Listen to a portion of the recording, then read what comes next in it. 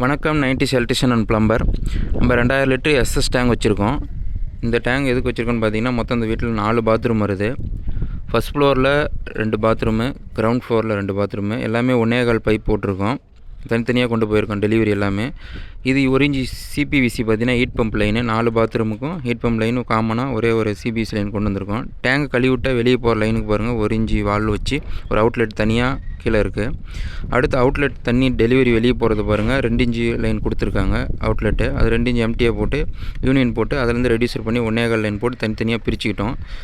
Pressure pump kitchen கிடையாதுங்க, அதுக்கு தனியாக, அதனால் அந்தாண்ட லைன் தனியாக கொண்டு போயிட்டோம். இது ஹீட் பம்போட ப்ரெஷர் பம்போட இன்லெட்டு. இது ஃபஸ்ட் ஃப்ளோர் பாத்ரூமு, இது செகண்ட் ஃப்ளோர் பாத்ரூமு. 2 பாத்ரூமும் தனித்தனியாக எல்லாத்துக்கும் வால்வு கொடுத்துருக்கோம். இது எதுக்கு முன்னாடியே வால்வு கொடுத்துருக்குன்னு பார்த்தீங்கன்னா, ப்ரெஷர் பம்பு இதுக்கு வால்வுக்கு அடுத்தது தான் வரணும், அதனால தான் முன்னாடியே வால்வு கொடுத்துருக்கோம். அந்த வால்வுக்கு முன்னாடி நம்ம ஏர் சர்க்குலேஷன் பைபாஸ் போகிறதுக்காக ஏர் டெலிவரி அந்த பக்கம் லைன் கொடுத்துருக்கோம் பாருங்கள். இப்போ இது வந்து கிராவிட்டி ஃபோர்ஸுக்கு தண்ணி வெளியே போயிடும் அவுட்லெட்டு. ப்ரெஷர் பம்ப் வைக்கலைன்னா, ப்ரெஷர் பம்ப் வச்சா நம்ம அந்த 2 வால்வையும் மூடிட்டு நம்ம இங்கே டீ போட்டிருக்கோம் பார்த்தீங்கன்னா, அது ப்ரெஷர் பம்புக்கு தான் போட்டிருக்கோம். அதில் வந்து லைன் போயிடும் ப்ரெஷர் பம்ப் அவுட்லெட்டு.